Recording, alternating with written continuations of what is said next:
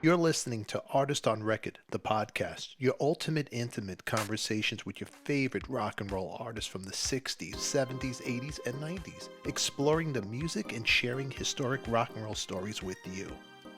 The podcast is available on platforms like Apple Podcasts, Spotify, iHeartRadio, and YouTube. A rock and roll legend is right here in the hot seat, a founding member of the Alice Cooper group, Dennis Dunaway.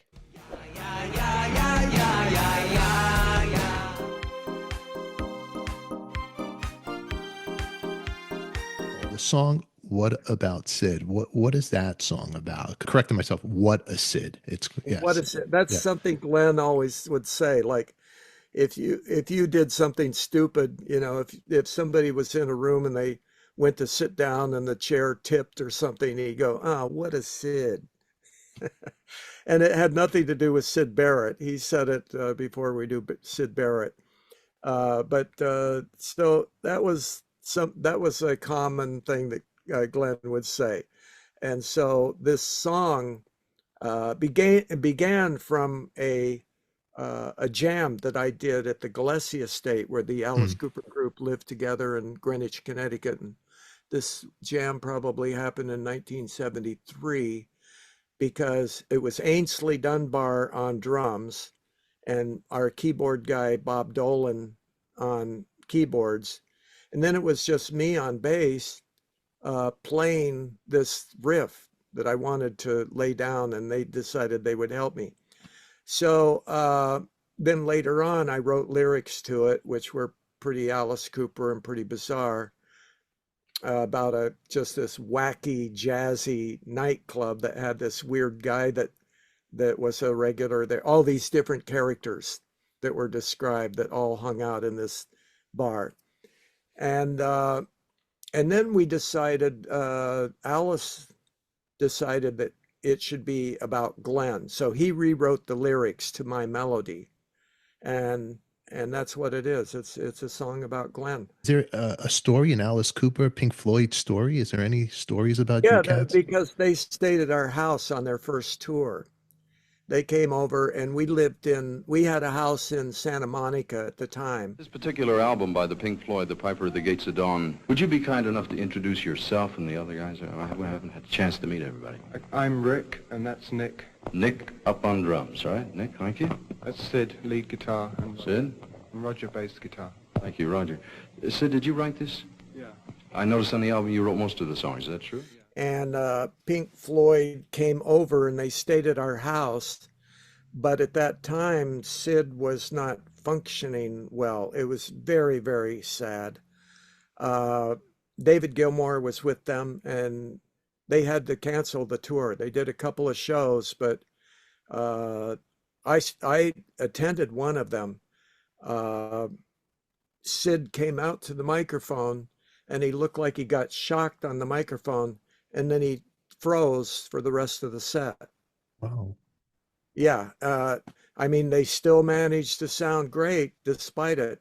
I mean, I think he did play a bit, but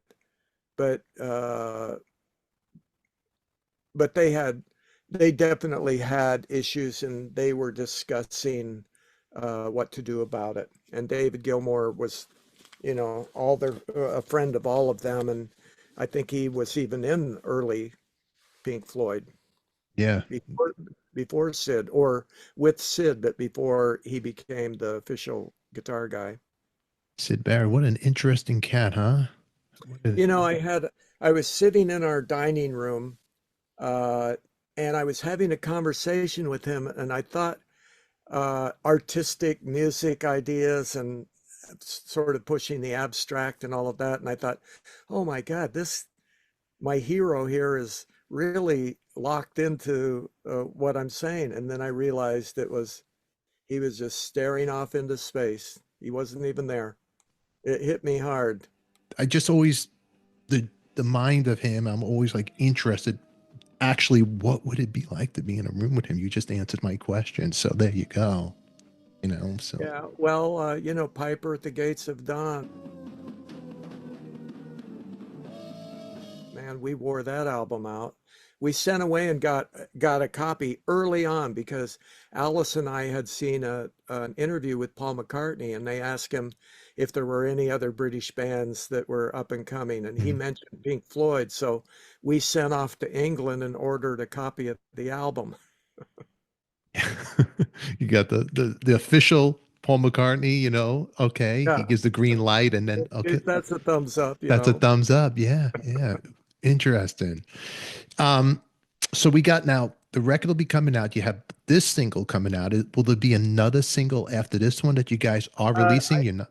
I think it's pretty safe to say that since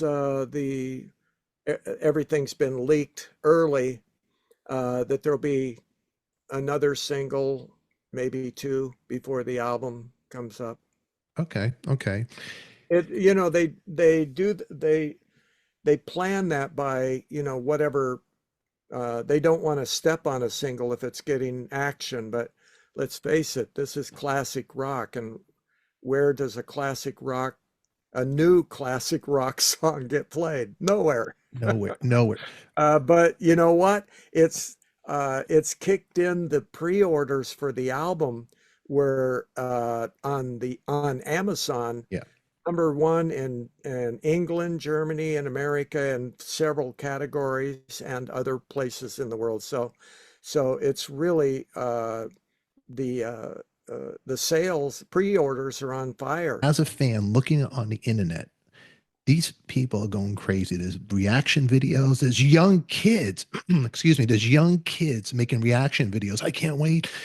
The guy could have been like maybe not even 21. I can't wait. The original Alice Cooper band is back together. What does this mean? Are they going to go on tour? I can't wait to hear this. And especially, Dennis, your bass playing is such it's like this the John Entwistle of the Who, you with the Alice Cooper band. You can't, other people can't, and I'm not knocking anybody. So Chuck, Garrick, if you're listening, I'm not knocking nobody, but we We can't love you, imitate. Chuck. We love you, Chuck. But we cannot imitate Dennis, and you have a sound. I remember even playing one of those Christmas puddings and listening to your bass lines. I'm like, oh my God, it's like how I'm like a bad version of him, and I play like a Dee Dee Ramone. It's going to be like hell. I was spending hours trying to dissect your your tone, your thing, just everything you play. I don't have to tell you, you know already. Come on, everybody knows, and everybody listening knows how great you are. But what I'm getting at here, the fans are excited. They want to see. There's not many bands anymore that are going out 50 something years. You guys are above ground. You're here, right? This is a celebration. What about a tour now? What about a tour? Well, that's what everybody's asking me, but they don't believe me when I say I haven't heard anything about it because they just think it's another secret being kept. Now, when you walk in the But room, there's Dennis. He won't say nothing. but I will tell you, honestly, I haven't heard anything concrete about a tour. I have heard or read an interview where Alice was saying that he sees maybe us doing major cities, small clubs in major cities or something, but talk is one thing, and getting the real deal phone call is another. So whatever. I mean, it's always been the same. Yeah. It's always been Neil and Michael and I, all it takes is a phone call and we're there. So all of these years, it's always been like that. Yeah, it's very exciting. I thought, going down on the internet, seeing Alice play with Priest, I go, is the original band going to play with Priest? And then I try to, chat to Ryan, but he won't answer me. So that's a thing that I wanted to know. I'm like, oh, that'd be great. The OG guys, with Well, there's a lot of, you know, there's a lot of expense. I mean, Alice's touring band, all of those people are not only great people, but they're multi-talented, uh, and then the stage and all of the equipment and the roadies, to all of a sudden say, okay, we're going to go with this other thing for a month. All of those people are waiting, and all of that equipment is being expensively stored, so there's things like that. But, if enough fans make big enough splash. And, everybody telling me, I get 100 people a day telling me, hey, why don't you tour? Well, hello, you're preaching to the choir here. Go tell somebody that's in charge of letting me join in, Uh, but I imagine we'll be doing some things, but I it's a stretch for me to think that we would be doing a major tour. But it all has to do with the fan outcry. If promoters are convinced that they can make more money with us, then we did the tour in 2017. We did 5 shows in England with Alice. That was the touring band did the brunt of the show, and then we came out for the encore and did 6 or 7 songs, and then it was all hands on deck for Schools Out for the grand finale. But that only happened because there was a promoter in England that was willing to pay the extra to add us to that show. But we sold out Wembley, and the last time we played Wembley in 72, we sold it out. Wow. Wow. I mean, come on. I mean, legendary.